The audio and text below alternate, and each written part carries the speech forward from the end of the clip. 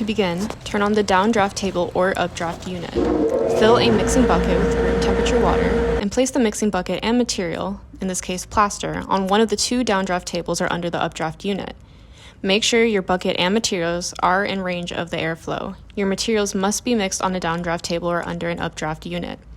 Slowly incorporate your powder plaster into your mixing bucket with water, taking care to break up bunches of the material with your hand.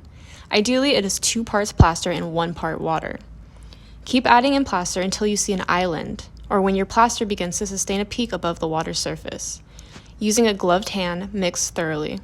Take care to break up all the large clumps of dry material and ensure your mixture is uniform in consistency. Once all dry material is incorporated, turn off the downdraft table or updraft unit and return to your work table with your mixed material. It is important to work quickly once your material has been mixed, as it will start to thicken and set immediately. Mixed plaster can be unpourable in a matter of minutes. Let the plaster set in your mixing bucket, on your tools, and on any surface the material has landed on.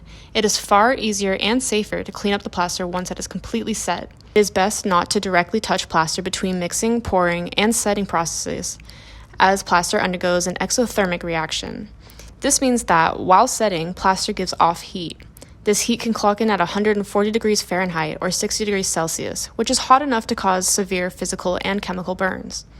Once your plaster has set and cooled, break or chip the plaster out of your mixing bucket and off your tools and work surface. Dispose of the set or cured material into the proper waste bin, labeled plaster, located next to the sink and plaster rinse tub.